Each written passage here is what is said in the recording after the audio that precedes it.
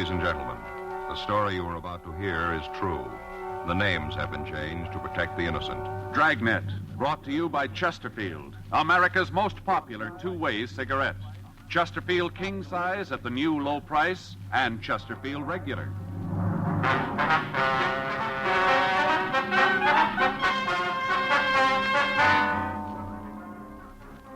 You're a detective sergeant. You're assigned to homicide detail. A man has been shot down on a street corner of your city. There's no apparent motive, no lead to the assailant. Your job, find him. What a pair. What a buy. They're talking about Chesterfield King Size at the new low price. And Chesterfield Regular. They're the quality twins.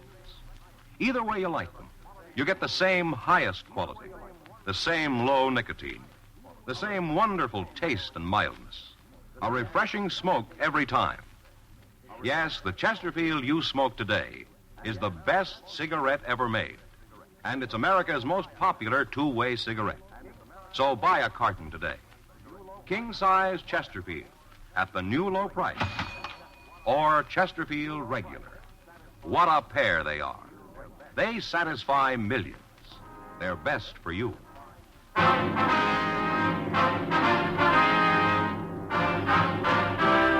Dragnet, the documented drama of an actual crime.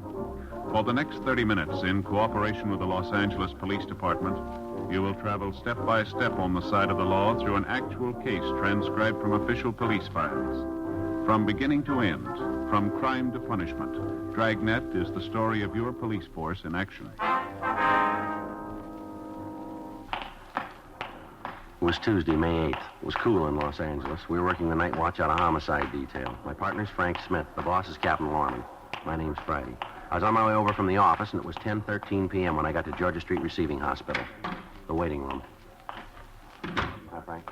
Joe? How's he doing? I don't know. I'll talk to Dr. Sebastian. How's it look? Well, not too good. Slugs embedded in his lung caused a hemorrhage. He's getting a transfusion. What do you got on it? I just talked to the guys who came in with him for a minute. They didn't have a lot. Yeah. Call came in from a man who owns a newsstand at the corner of Normandy and Willowbrook. See the witness? Yeah. Anything there? I don't know. We'll have to talk to him. What do you got on the victim? Wait a minute.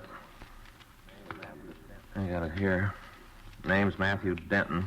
Address given is 18970 Taft Street in Hollywood. Did you get in touch with anybody? No, tried the house, but nobody was there. Anything else?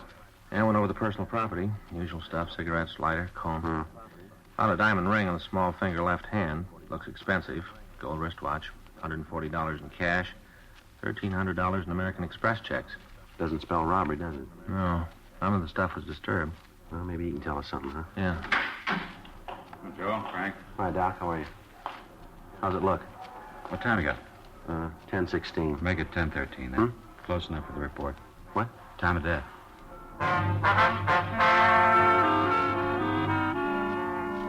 Matthew Trevor Denton, WMA. 31 years, 5'9", 164 pounds, had stopped living at 10:13 p.m. on May 8th. We didn't know who he was or why he died. Before we left the hospital, we put in a call to Denton's address, but we got no answer. We checked the name and description through R&I. There was no record on the dead man. At 10:48 p.m., we left Georgia Street and drove over to the scene of the shooting, where we talked to the witness, Andrew Cates. Right over there is where it happened. The bus stop. Uh-huh. I was standing right here. Right here. Mm-hmm. I saw the whole thing happen. Yes, sir. About what time was that, Mr. Cates? Oh, I guess it was 9:30 or so. I see. I was just standing here, and bang, bang, 2 shots. Did you see what led up to the shooting? Well, what do you mean, let up? Well, I mean, did you see what happened before? Oh, yeah, whole thing. Uh-huh. Would you tell us about it? Sure. All right. Go ahead. Well, one of those nights where just nothing went right, you know what I mean. Uh-huh. I started off my wife burning the coffee. I wouldn't think a person could do that, would you? Burn the coffee? So I go ahead? I had a big argument before I left home. I just started off that way. Yes, sir. Got on here and took over. About what time did you open the stand, sir? Oh, I was 7:30 in the morning. Try to get breakfast business, you know. People on the way to eat. Stop off for early paper. I see. I try to get them. All right. I open her up in the morning, and then there's a school kid takes over for me about 3 in the afternoon. He's here until around 6:30 when I come back from supper. I see. That's when she burned the coffee, night supper. All right. You want to tell us about the shooting? Oh, sure. Kind of hard, you know. This is the first time for me. How's that? Well, it's the first time I've ever been a witness. First. I see. What time did you first see the victim? Man who was shot? Yes, sir. Well, I told you. It was about 9:30. The car pulled up to the curb, and this fella got out. He kind of stood there for a minute, and he talked to the other fella in the car. He just stood there a minute and talked, kind of leaning in the window. Mm-hmm. Car pulled away, and the one who got out, Yeah. he walked over and sat down on the bench like he was waiting for the bus. Mr. Cates, you got a good look at the car he got out of? Well, I saw it, if that's what you mean. Would you describe it for us? It was a black Chevy. I'd say maybe a 52 or 53. Sedan or coupe? No, it was a sedan, four-door, and nothing special about it. Did you get a look at the man that was driving? No, the light's kind of bad over there. You can see for yourself. The one fellow leaned in the car, I couldn't get a good look. I didn't pay a lot of attention to it anyway. It didn't seem anything to get all concerned about. All right, sir. You want to go ahead? Well, the fella sat there for a minute, not doing nothing, just waiting. Then this other car pulled up, right up the curb. Mm-hmm. One guy got out of the car, got right out, and walked over to the fellow sitting on the bench. I see. Oh, excuse me a minute, the customer. All right, sir. What do you think? I don't know.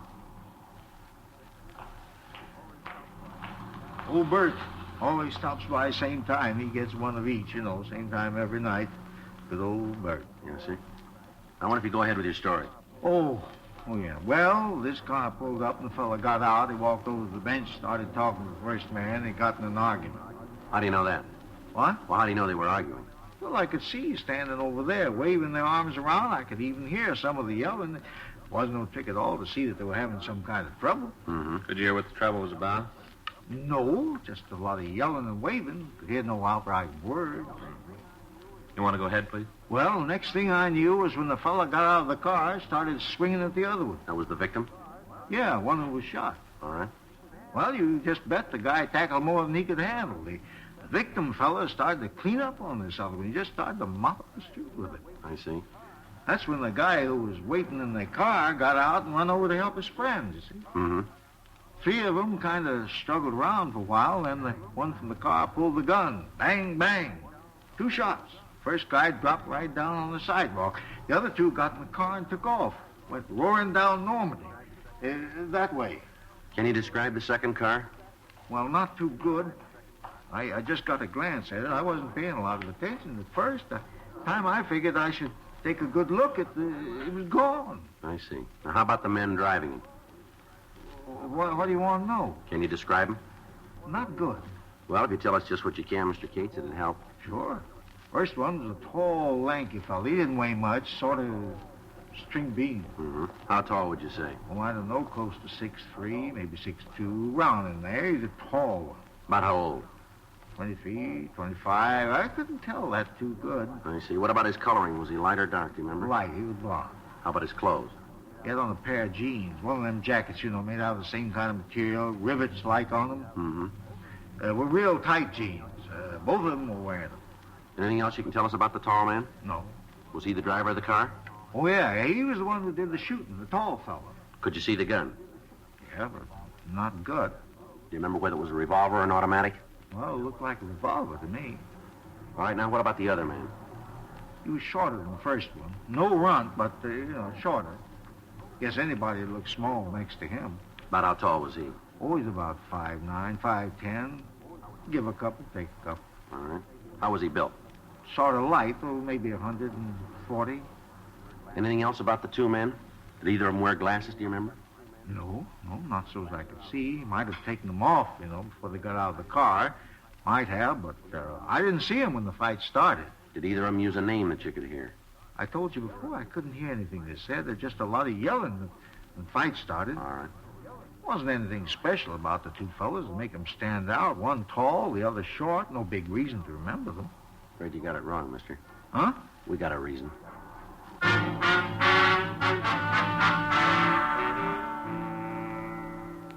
We made arrangements for Andrew Cates to come down to the office and look through the mug books. The rest of the neighborhood was checked again, but we were unable to find anyone else who'd witnessed the shooting. While we'd been talking to Cates, a team of detectives from Homicide Detail had gone out to the victim's house. They didn't find anyone at home, but when they spoke to the neighbors, they were told that Matthew Denton's wife was in a hospital. Frank and I checked with her doctor and found out that she was in the maternity ward. He recommended that we delay talking to the woman as long as possible since she was in a weakened condition. From the hospital record, we found that Denton was employed by an advertising agency. We checked with the nurses on duty and found that he'd left the hospital with another man. They gave us a description of him, but they were unable to identify him for us. We asked that they call the office in the event the man returned to the hospital. Frank and I went back to the office and checked out. The next morning, Wednesday, at 8:40 a.m., we were back in the squad room. Yes, sir. You looking for somebody? I'd like to see somebody about this story in the paper. Which one is that, sir? About the shooting last night, corner Normandy and Willowbrook. All right. What is it you want to talk about? Are you the officers handling the case? Yes, sir. My name's Sterling Hall. I think maybe I can help you out. All right. Want to have a seat, Mr. Hall? Sure Here, thing, right here's thanks. fine. Sit right here. Thank you. It's my partner, Frank Smith. My name's Friday. How do you do, Mr. Smith? All right. What do you got? Well, it says here in the paper where Denton left the hospital with the man. It says you're looking for him. That's right. Well, you don't have to look no further. I'm him. You were with Denton last night, were you? Just said that. All right. How long were you together? Till about 9:30. They dropped him off at the bus stand right where he was shot. Well, I don't wonder if you could start at the beginning and tell us the whole story, would you? Sure thing. Well, you see, I got a lady friend, same hospital as Denton's wife. I was over there last night to say hello. I brought her a box of caramels and said hello. Uh-huh. But I was on my way out the place, and I stopped off for a cup of coffee in that little old shop they got there. You know, where they has the gifts, books on what to name the baby and all. Yeah, I know it. Well, I was having a cup of coffee, and this here Denton come in. He wanted to buy a little plant for his wife. They just had a baby, wanted to send her something. I see. Now, we got to talking and I had a cup of coffee. It turned out he didn't have his car, so I asked him if I could give him a ride home. He was kind of nervous and all, new father. Yes, sir. We left the hospital, and he said it wasn't necessary for me to take him all the way home. Said for me to just drop him off at the bus stand. Told me there was one right near his house. All right. Well, on the way, we was following this car, and all of a sudden it stops. No signal, nothing, just slams on the brakes, and we rammed into it. Well, didn't hardly do no damage to the other car. Broke one of my headlights is all, but didn't hurt the other car at all. I see. Go Now, ahead. two fellers got out, and they walked back, and they started a little ruckus. Said we was speeding and driving reckless, all that kind of stuff, real loud. And this Denton, he'd tell them to shove off. Said their car wasn't hurt at all, and said not to make a big thing out of it. He told them it was their fault anyway. Were you still in the car? No, we got out to see what damage had occurred. I see. These two guys started to get rugged now, like they wanted to start some real trouble, and Denton said if they wanted to make a problem out of it, the thing to do was to call the cops and make a complaint. What'd they say to that? Nothing, just said to forget it, and then they got in the car and shoved off. Mm-hmm. Now, I didn't see him again, but I got to thinking about it this morning when I saw the story in the paper. You think it might have been one of them two who shot Denton? Well, we don't know, sir. Can you give us a description of the men? Sure thing. Now, one of them was real tall. The other one was about my height. It'd be about 5'8". 5'8" and 3/4. All right. Can you give us a description of the car? Yes, sir. It was a light blue Ford, one of them new ones, you know, with the plastic on top. Yes, sir. I took a good look at it. Matter of fact, I kind of thought there might be some trouble about the accident. I didn't want to be out on a limb with my insurance company, so I made sure. Yeah. I got the license number.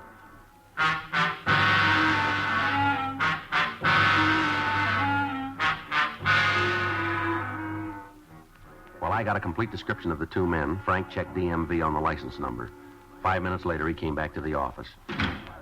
Joe? Yeah, you got it? If you find out who the car belongs to, shouldn't be anything to pick up them two fellers. It's not going to be that easy. Hmm? The car was stolen.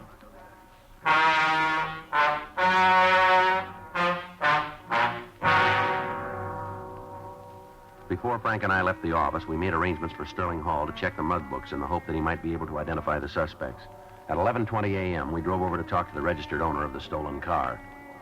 He told us that the vehicle had been taken from a parking lot the day before and that he'd made an immediate report on it to the police. Additional broadcasts were gotten out on the automobile and on the suspects. That afternoon, we drove over and talked to the victim's wife. She told us that the money and the express checks Denton had been carrying were for the payment of the hospital and the doctor bills. We questioned her about her husband's friends and associates. Although we had the story given us by Sterling Hall, it seemed unlikely that the man was killed as the result of an argument over a minor traffic accident. We spent the rest of the day interviewing people who knew the victim. From them, we learned that Denton was well-liked and he was respected. He took an active interest in neighborhood clubs and events. The more we went into his background, the more convinced we became that he'd been killed by the men in the stolen Ford. 2 days passed. On Saturday, May 12th, the vehicle was found abandoned. A stakeout was placed on it, and when no one approached it, the crew from Leighton Prince went over the car. They found several partial fingerprints, but not enough for classification. The prints were photographed and held for evidence. Frank and I continued to work on the killing. A month went by without additional information turning up. On Tuesday, June 19th, we got a call from burglary detail. Yeah, No, nothing. Where'd he come from? Well, it might check out. No, we'll pick him up. Yeah. Okay, right, thanks. Mac over in burglary. Yeah? He says they just picked up a guy for receiving. Uh-huh. Tried to make a deal. Said if he got a break, he might be able to help us clean up something. Say what it was? Yeah, he did. The Denton killing.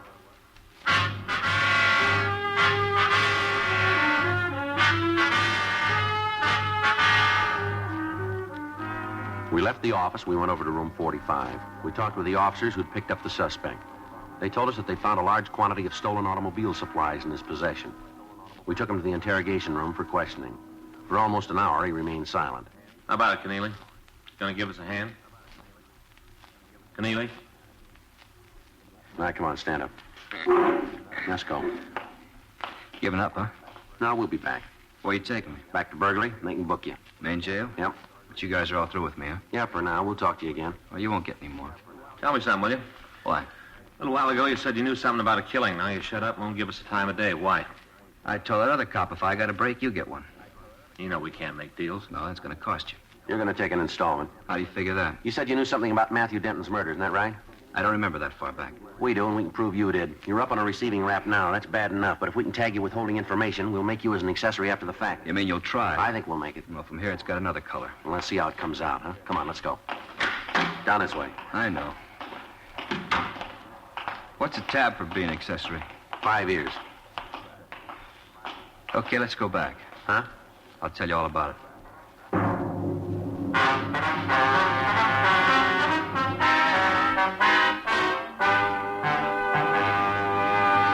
You are listening to Dragnet, the authentic story of your police force in action. In regular or king size, you can get 'em either way. The best smoke ever made's the Chesterfield you buy today. Smokers coast to coast are changing, it's a cinch to do. Here's all you have to say to get the one that's best for you. Chesterfield's for me, Chesterfield's for me. You just say it's Chesterfield's for me. Friends, for your vacation, take along plenty of Chesterfields. Buy them by the carton. Chesterfield king size at the new low price. Chesterfield regular. What a pair. They're the quality twins. The same highest quality. The same low nicotine. Either way you like them, they're best for you. Smoke Chesterfield. It's America's most popular two-way cigarette.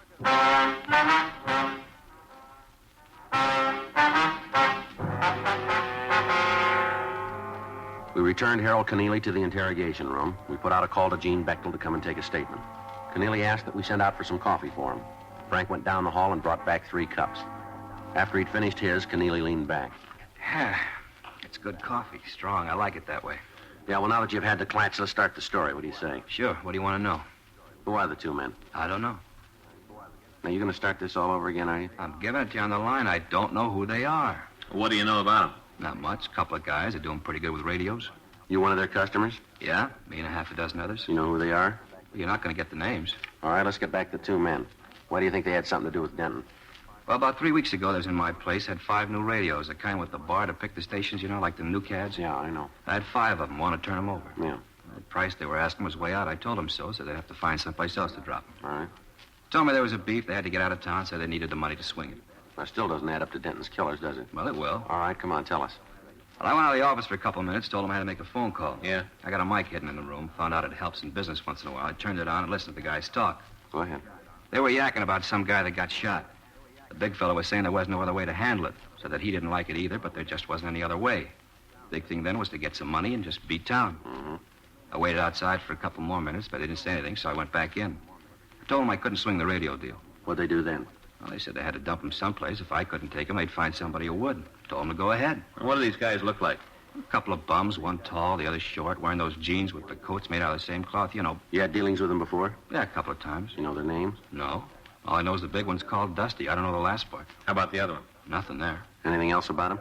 Well, they're both lushes. Yeah? The big one, this Dusty, always got a flask on his hip. You mean a bottle, huh? No, metal flask like they used in Prohibition. This one's all beat up, dented. It's all dirty. But I never seen Dusty without it. Both of them all the time nipping at it. All right. You know where these guys live? No, someplace downtown. They got a pad there. I don't know where it is, though. How do you know it's downtown, then? Well, I don't know for sure. It's just a guess. Did you ever hear either one of them say anything about a job? Not those two. They never done a day's work in their lives. The only thing they're good at is lifting radios. They wouldn't work steady if stealing was legal. That all they take, radios? All I've ever seen. Guess they got a gimmick. Figure they can make a living with them. Why change? Mm-hmm. I guess they do pretty good. I don't know. I paid them enough times. All right, anything else you can tell us? No. They work with anybody else, do you know? Not that I've ever heard. How about close friends? None. They say when they'd be back to your place? No, they don't have a regular route. When they pick up some things, they come in. If they got nothing to sell, I don't see them. When'd you see them last? The time I told you about. They still around? Well, I don't know. Rumble says they are. I haven't seen them myself. You know where we can reach them? No, you don't make an appointment with them. You know if these guys have ever been arrested? Oh, we never talked about it. Where they seem to feel about cops, though, you sure figure they feel. They from L.A., do you know? I don't think so. Never heard them say. Only done business with them a couple of times. We never got real buddy-buddy. Mm-hmm. They don't go that chummy set much. All right, Keneally. Anything more you want to tell us? I guess that's it. All right, come on. Why don't you check the books? Yeah. Hey, can you spring another cup of that coffee? It's sure good. About the best I ever tasted. Hey, wait a minute. Yeah? There's one more thing about the guys you're after. All right. Take it easy with them. Like I told you, they're both lushes. I think they're off their rockers. Yeah, we'll watch it. Well, you better. They're packing heavy. Yeah. Any way you slice it, they're loaded.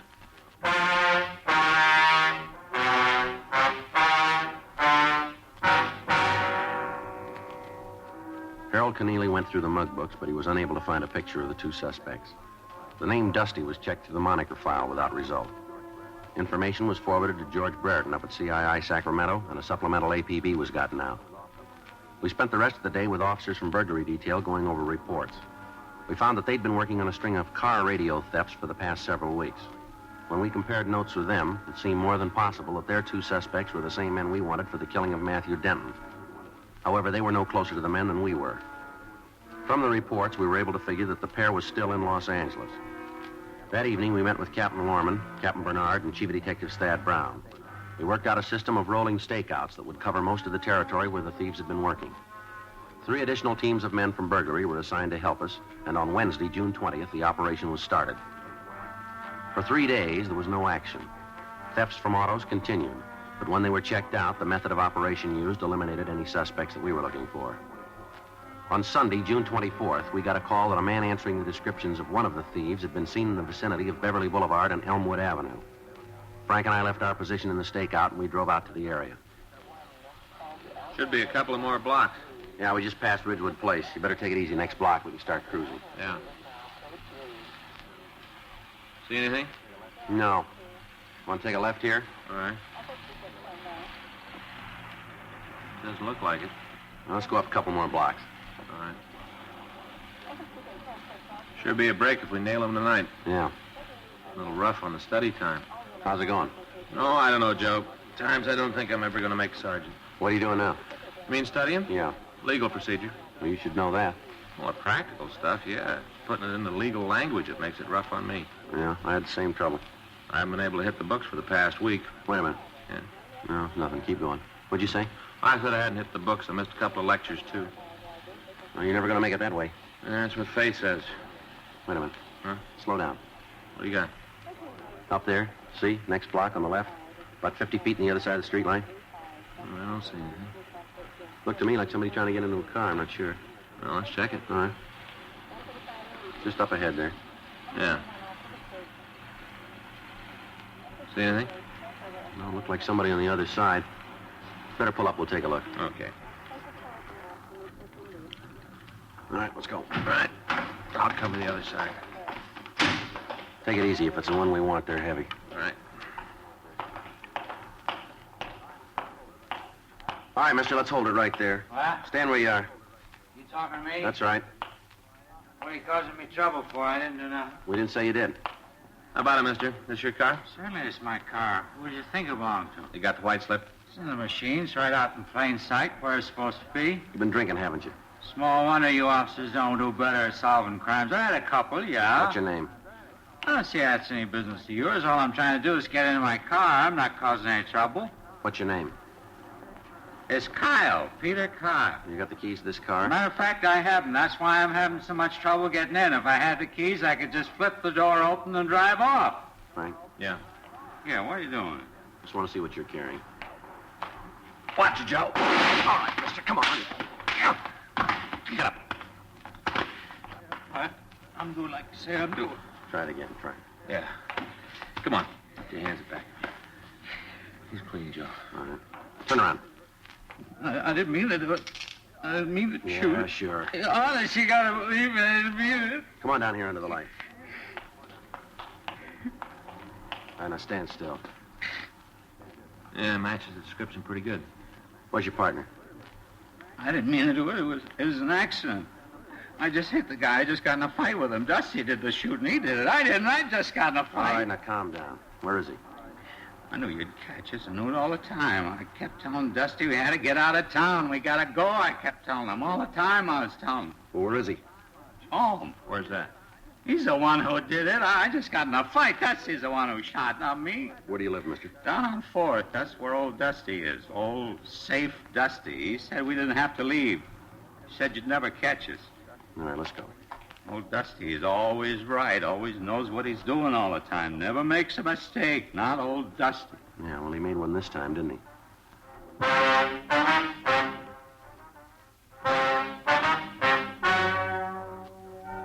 The story you have just heard is true. The names were changed to protect the innocent. On November 6th, trial was held in Department 95, Superior Court of the State of California, in and for the County of Los Angeles. In a moment, the results of that trial. L&M goes king size. Yes, L&M goes king size. Now, L&M is king size as well as regular. Both have the same low price. Both have the miracle tip for the effective filtration you need. Yes, it's the filter that counts. And L&M has the best. You get much more flavor, much less nicotine, a light and mild smoke. Yes, this is it. L&M filters. Just what the doctor ordered. Buy a carton, king size or regular, both at the same low price. L&M filters, America's highest quality and best filter tip cigarette.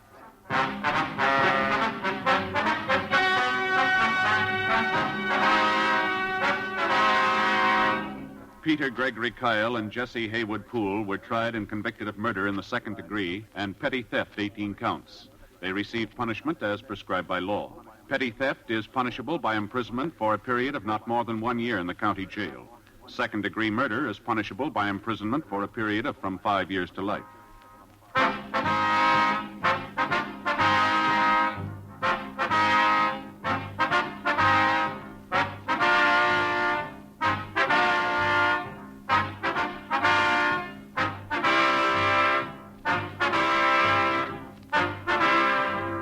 You have just heard Dragnet, a series of authentic cases from official files. Technical advice comes from the Office of Chief of Police W.H. Parker, Los Angeles Police Department. Technical advisors, Captain Jack Donahoe, Sergeant Marty Wynn, Sergeant Vance Brasher. Heard tonight were Ben Alexander, Vic Rodman, Jack Crucian. Script by John Robinson. Music by Walter Schumann. Hal Gibney speaking. Watch an entirely different Dragnet case history each week on your local NBC television station. Please check your newspapers for the day and time. Chesterfield has brought you Dragnet, transcribed from Los Angeles.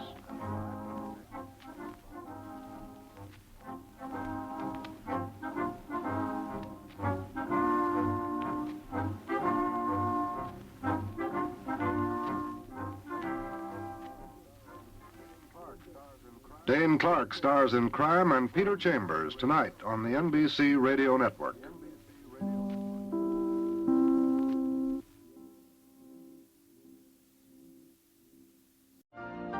You've been listening to the OTR Gold Network. Find more classic radio at otrgold.com.